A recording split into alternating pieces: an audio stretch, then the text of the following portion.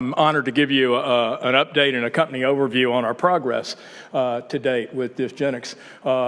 We are a clinical stage biotechnology company developing cell-based therapies, regenerative therapies that alleviate pain and restore function to patients with degenerative diseases of the spine. We're privately held 82 accredited investors and one institutional investor, the Mitsubishi Bank. We were founded in 2007. We moved to Salt Lake City in 2012 to commence our preclinical development.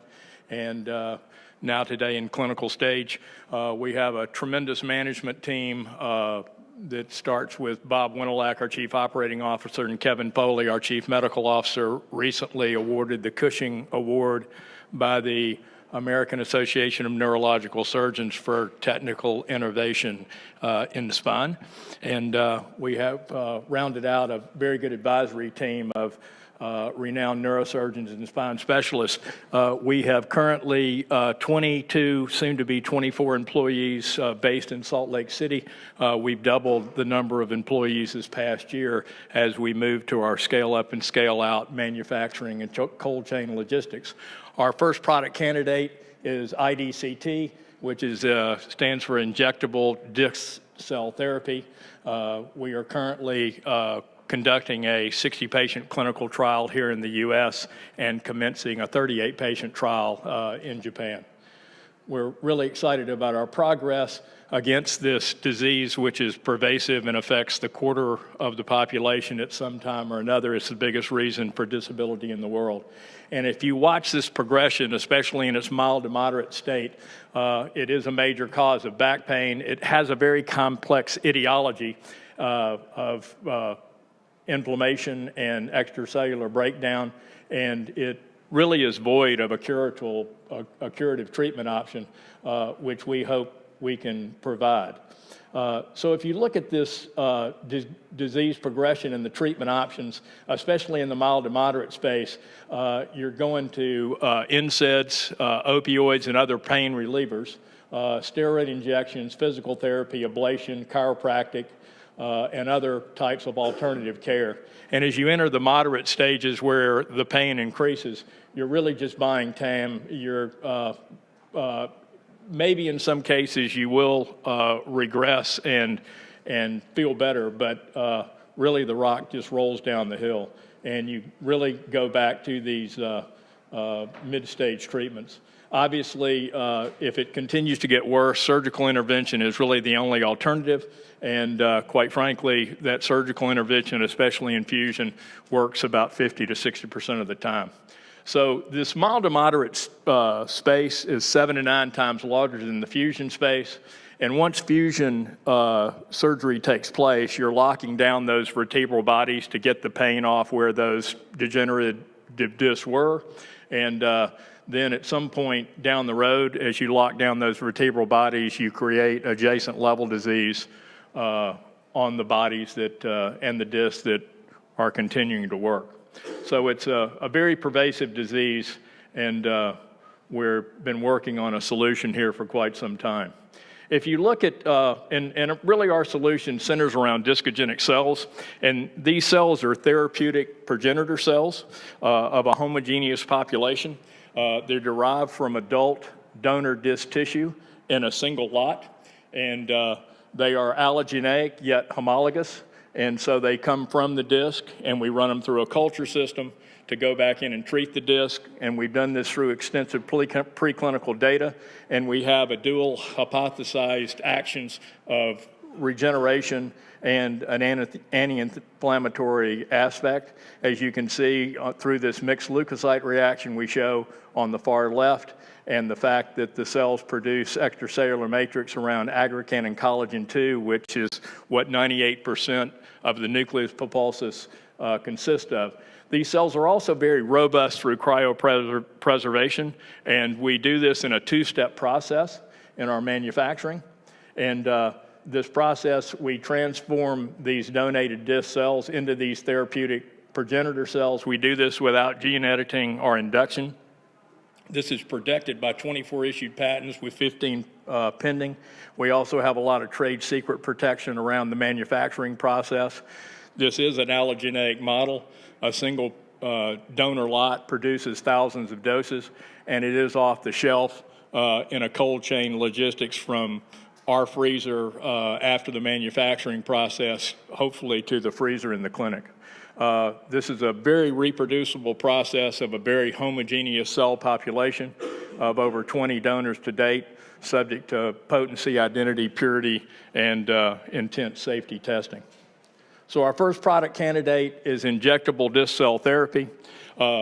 This is a very cost-effective treatment compared to what is essentially ineffective surgical care and eventual fusion surgery. It is non-surgical. It's very easy to administer in a treatment room, and it's done very much like a discogram.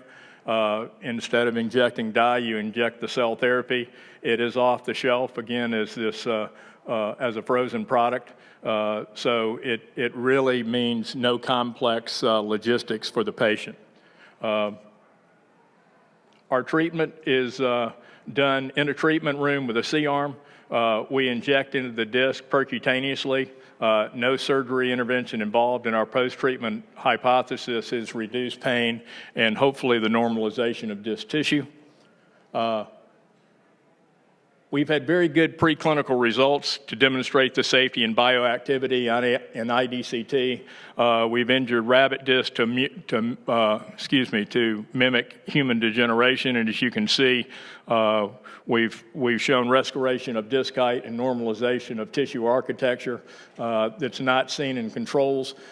We've seen no toxicity and no safety concerns, and we used all human cells in all of our various animal models that it consisted of New Zealand white rabbit, Göttinger pig, a beagle model that we did in Japan, and a athymic mouse model.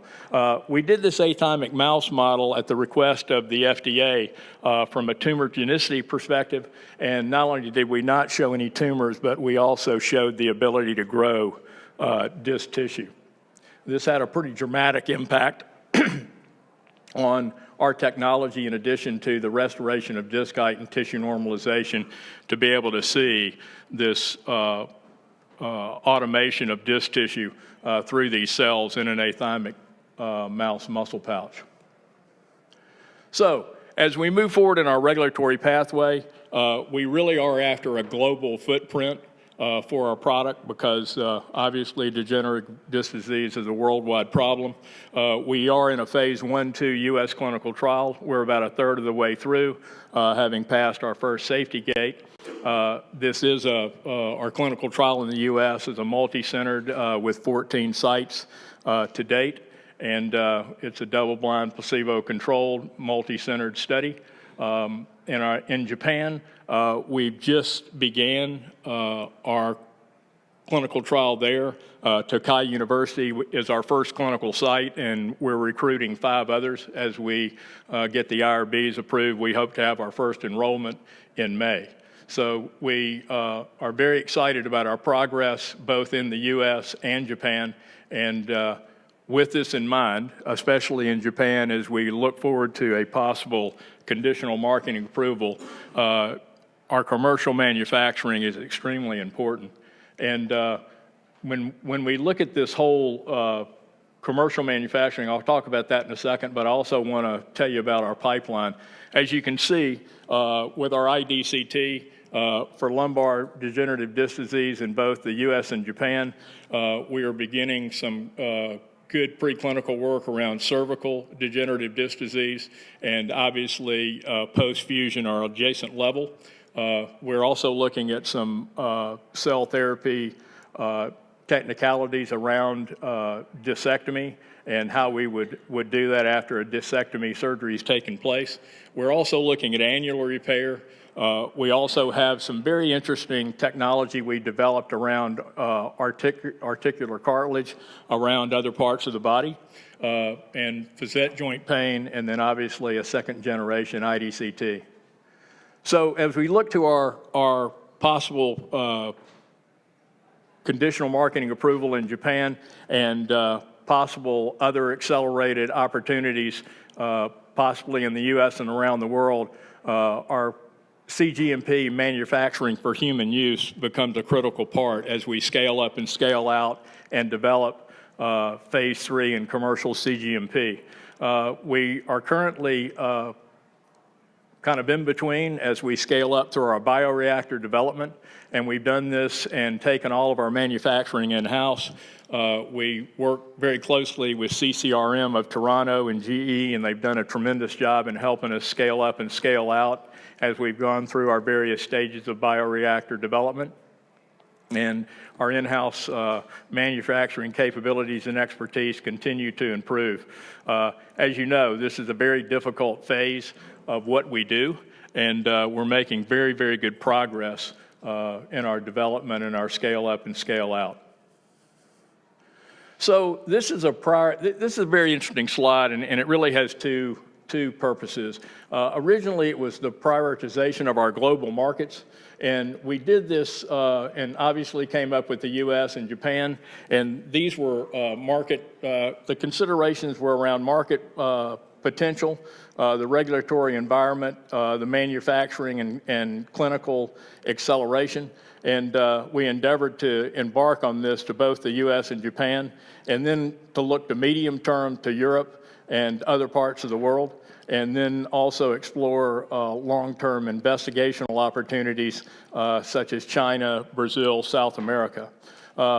This has done it's really held us in good stead, and given the manufacturing of our cells here, not here, but in Salt Lake City, Utah, this also shows the ability of our cold chain logistics after we achieve the manufacturing scale up.